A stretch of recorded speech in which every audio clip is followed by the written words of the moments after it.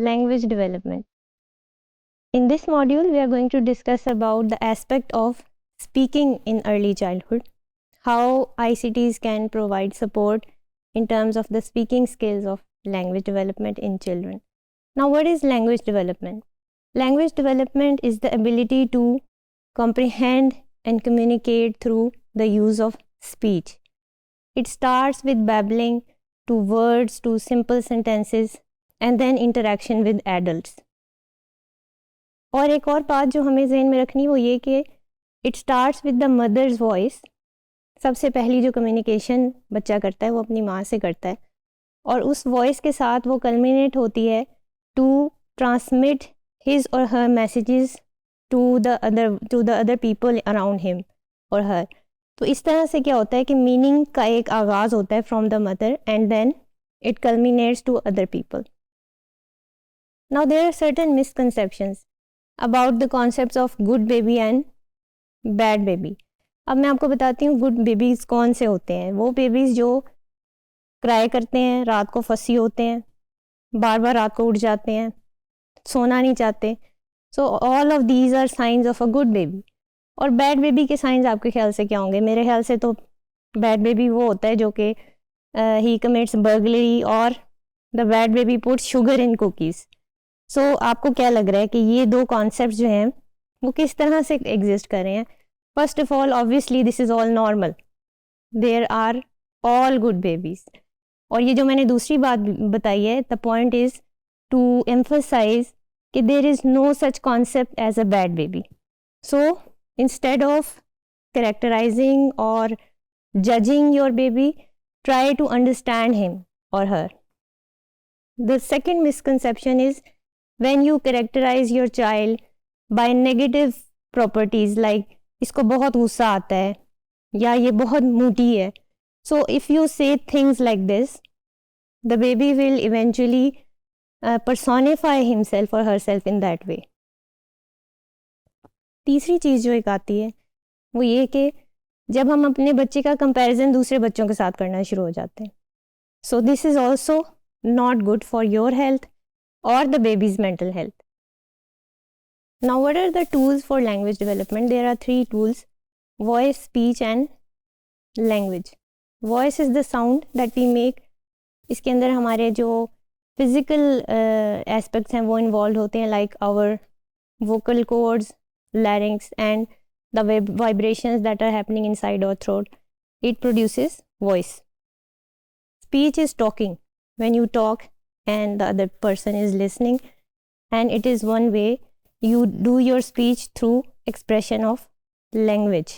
Language is a set of shared values and language is used to carry on the speech. Now what is the importance of interaction in language development? सबसे पहली बात तो ये कि from birth babies want to connect with someone and they want to connect and interact with the world. Second thing is when the baby is in that phase you need to notice the body language. अब बच्चा जब अपने पैर kick कर रहा है इसका मतलब है कि वो एक्साइटेड है या तो प्ले करने के लिए या आपसे इंटरैक्ट करने के लिए. So notice those signs in the baby body language. The baby needs fully present adults. और फुली प्रेजेंट का मतलब है ऐसे एडल्ट्स जो कि अपना आई कांटेक्ट मेंटेन करें बेबी के साथ, उसके साथ इंटरेक्ट करें, उसके साथ प्ले करें. The fourth thing is that the babies need quality time. और ये इंटरेक्शन बहुत मैटर करता है because the more quality time you spend with your baby the more quality interactions will be.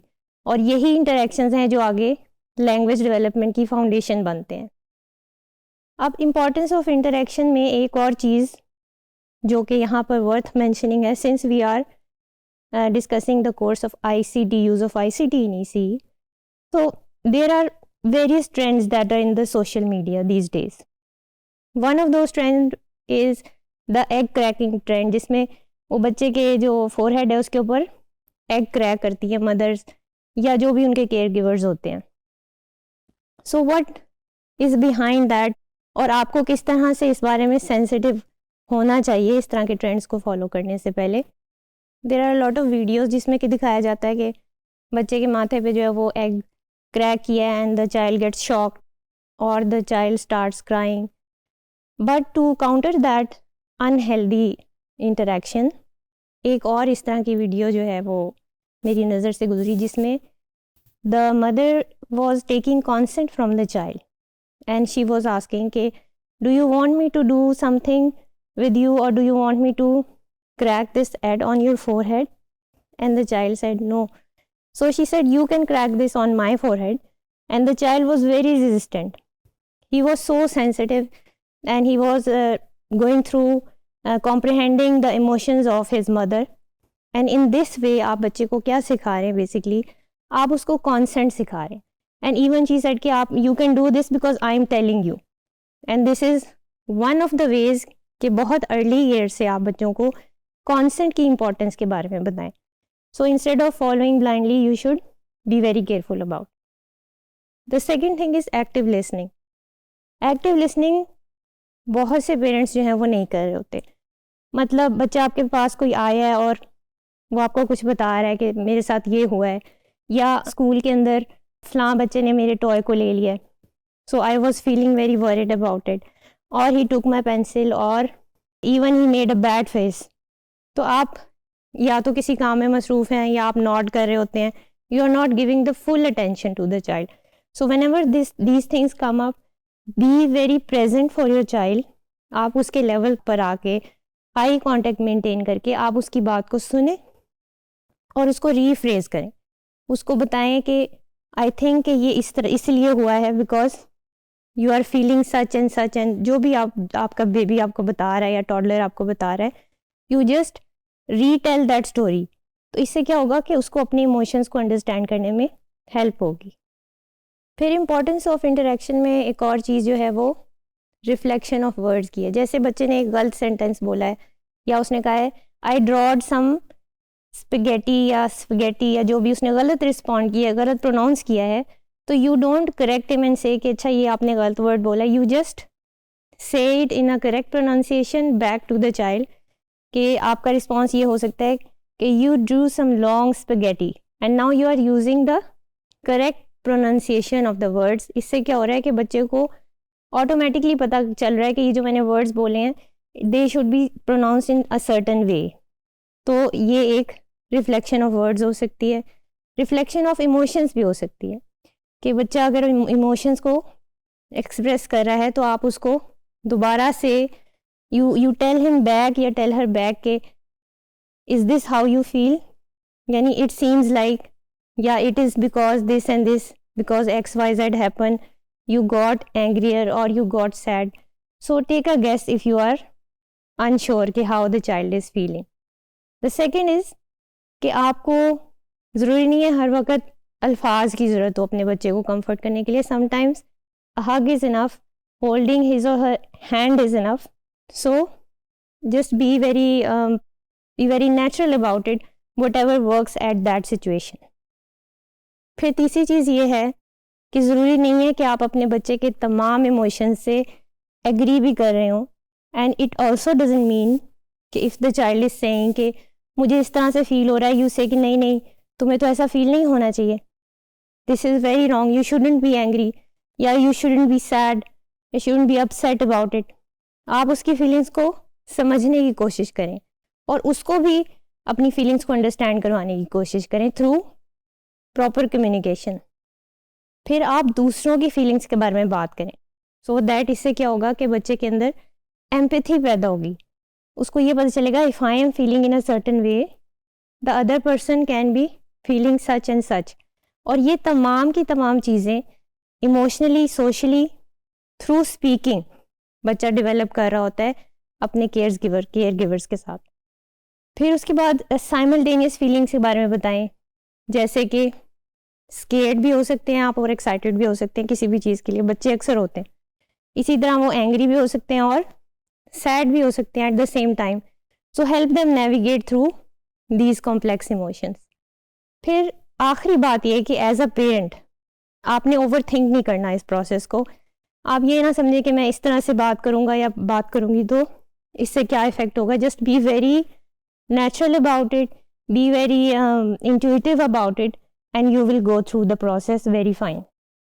Now what are the principles of language development?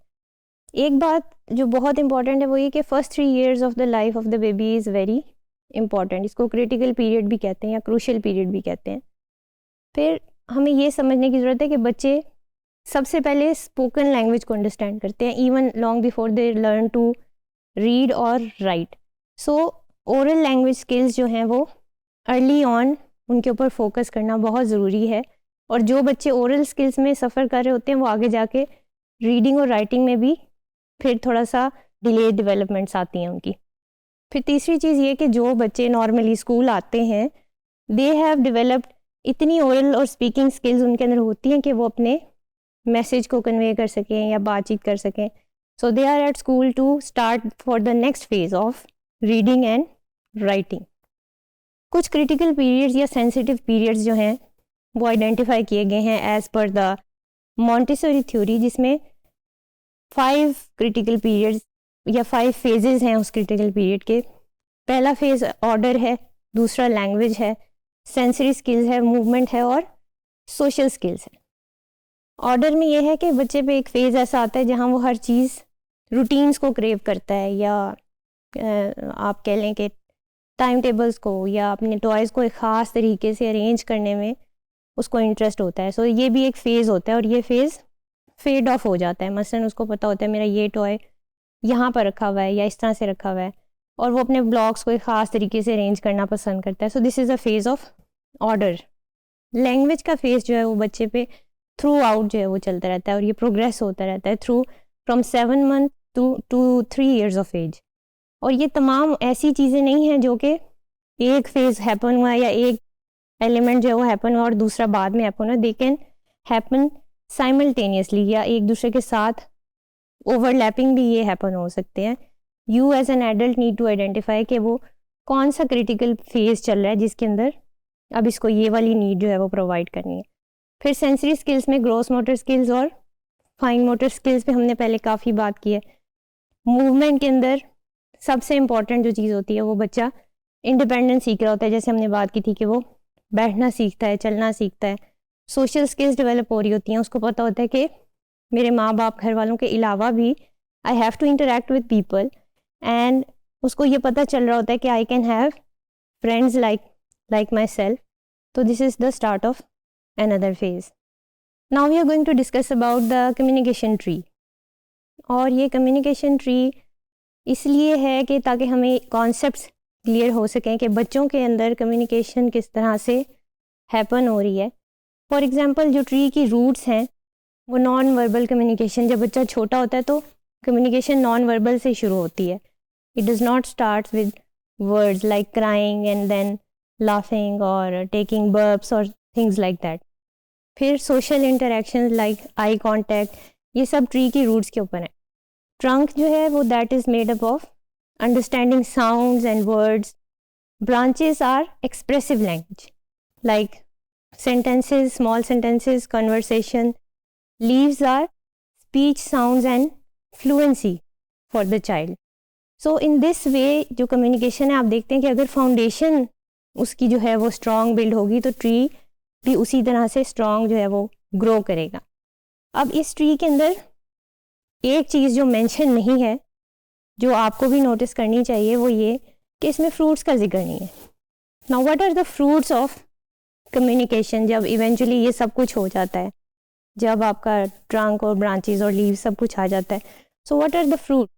The fruits are that the child is able to comprehend language, he is able to express his sentiments in language, context को understand करना शुरू हो जाता है, express करता है अपने आप को without difficulty, सोच सकता है और नई चीज़ें learn कर सकता है, address and solve problems, create and sustain relationships. That is very important because to sustain and create relationships you need good communication. फिर उसके बाद वो लाइफ लॉन्ग लर्नर बनने की जर्नी जो है वो स्टार्ट करता है बिकॉज ऑफ गुड कम्युनिकेशन और डेवलपमेंट या उसकी लैंग्वेज डेवलपमेंट अगर अच्छी हुई है. एडवांस कम्युनिकेशन की स्टेज कौन सी होती है? ये अर्ली चाइल्डहुड के बाद की स्टेज है, बट आप सरप्राइजिंगली नोटिस करेंगे कि एडवांस कम्युनिकेशन में आप एम्प्टी स्पेसेस यानी कि जो लिखी गई बात है, उस लिखी गई बात के दरमियान में जो मैसेज है आप उसको अंडरस्टैंड करना शुरू हो जाते हैं, और you are able to understand the body language of people, you are able to understand what is not said.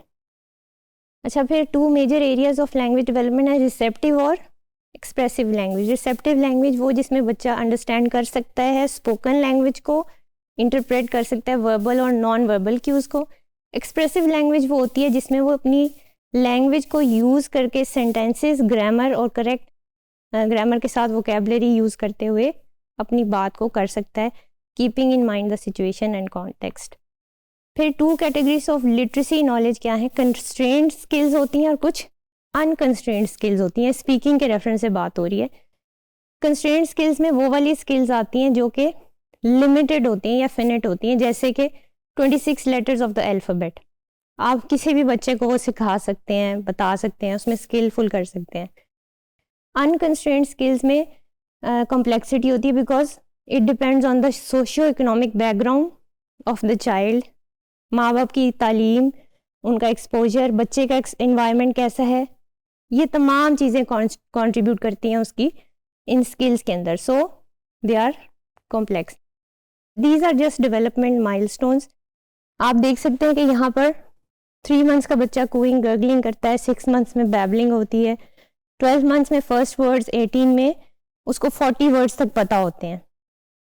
फिर उसके बाद आप देखते हैं 2 ईयर्स में 150 to 300 वर्ड्स, 3 ईयर्स में 900 to 1000 वर्ड्स, 4 ईयर्स में 2000 और 5 ईयर्स में वो एडवांस स्टेजेस में चला जाता है।